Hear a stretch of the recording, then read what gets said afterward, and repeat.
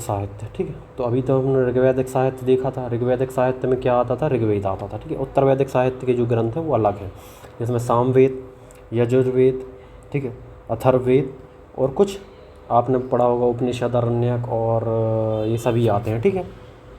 तो हम उत्तर वैदिक साहित्य के बारे में पढ़ते हैं। पहले तो हम सामवेद पे आएंगे, ठीक है। ऋग्वेद को हम पढ़ चुके हैं। उत्तर वैदिक साहित्य में सामवेद, यजुर्वेद, अथर्ववेद, ब्राह्मण, आरण्यक, उपनिषद को रखा गया है, ठीक है। इसको याद रखना है। सामवेद को हम आते हैं तो सामवेद जो है पद्य ग्रंथ है। क्या है? पद्य ग्रंथ है। सामवेद में कुल सूक्तों की संख्या 1549 है।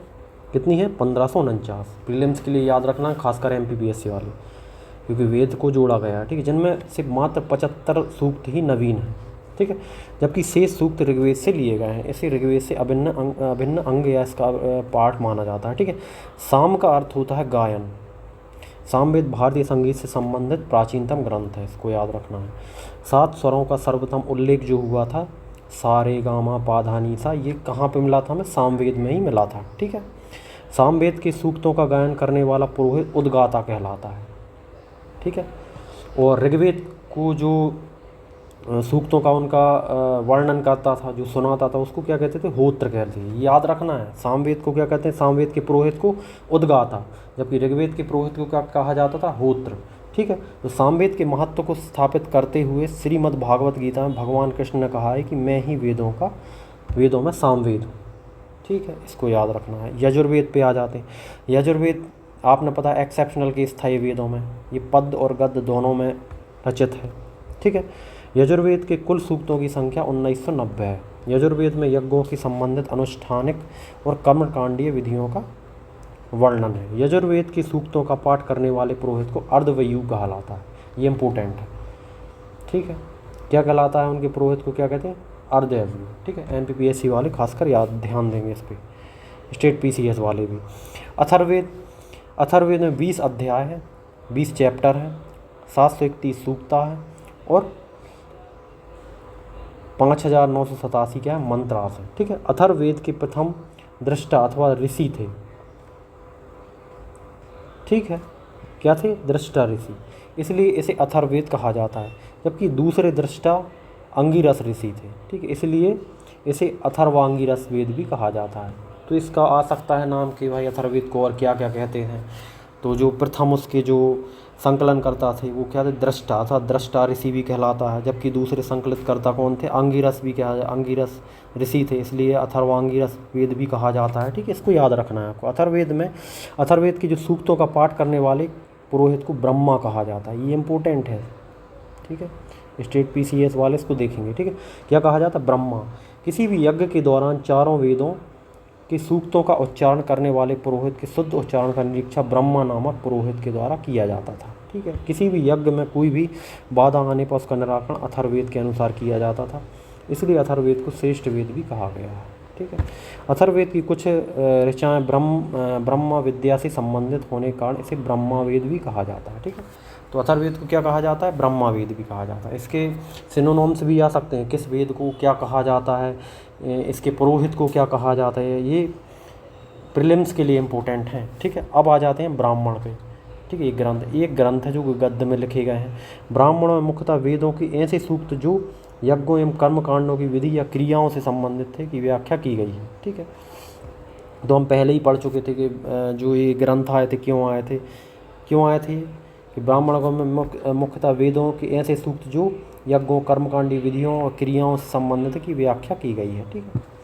ब्राह्मण ग्रंथों का मूल प्रतिपाक कर्मयोग है, इसको याद रखना है, ठीक है। अब आ जाते हैं अरण्यक पर। अरण्यक क्या होते हैं? अरण्यक ग्रंथ ब्राह्मण ग्रंथों के परिशिष्ट है। परिशिष्ट का मतलब आप जानते हैं क्या होता है? परिशिष्ट का मतलब होता है कि इसको और एक्सपेंड करना, ठीक है। कुछ चीज़ें हैं जो जैसे वेदों में है, उसको थोड़ा सा और बड़ा चढ़ा के अगर हमने किसी चीज़ में लिखा है तो वो अरण्यक पे लिखा है, ठीक है। तो अरण्यक ग्रंथ जो है ब्राह्मण ग्रंथों के क्या है? परिशिष्ट है। किसके? ब्राह्मण ग्रंथों के। जो ब्राह्मण ग्रंथों में हम नहीं लिख पाए उसको हमने अतिरिक्त रूप में, एक्स्ट्रा रूप में अरण्यक में लिख दिया। अरण्यक का अर्थ होता है वन में लिखा जाने वाला, इसको याद रखना है, ठीक है। क्या होता है अरण्यक का अर्थ? वन में लिखा जाने, अतः इन्हें वन पुस्तक भी कहा जाता है। अरण्यक ग्रंथ भी गद्य में लिखे गए हैं।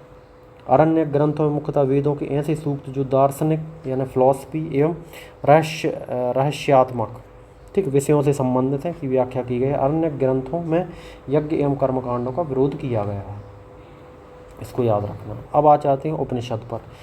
उपनिषद शब्द उप और निष धातु से बना है। उप का अर्थ होता है समीप, जबकि निष का अर्थ होता है बैठना, यानी समीप बैठ के सीखना, ठीक है। अर्थात वह शास्त्र जो विद्या जो गुरु के समीप बैठकर एकांत में सीखी जाती है उसको क्या कहते हैं, उपनिषद, ठीक है। तो आप ऐसी डेफिनेशन भी लिख सकते हैं, अगर प्रीलिम्स में आ जाती है कि उपनिषद किसे कहते हैं, तो आप ऐसे डिफाइन कर सकते हैं कि उपनिषद जो है उप धातु उप एवं निष धातु से मिलकर बना है, जिसका अर्थ होता है समीप, ठीक है, बैठना। अर्थात वह विद्या जो गुरु के समीप बैठकर एकांत में सीखी जाती है उसे हम क्या कहते हैं, उपनिषद कहते हैं। उपनिषद वेदों के अंतिम भाग है, ठीक है, वेदों के क्या है, अंतिम भाग है, अतः इन्हें वेदांत भी कहा जाता है, ठीक है। उपनिषद की रचना गद्य और पद्य दोनों में की गई है, इसको भी याद रखना। उपनिषद ग्रंथों में मुख्यतः वेदों ऐसे सूक्त जो दार्शनिक चिंतन और ज्ञान से संबंधित हैं की व्याख्या की गई है, ठीक है।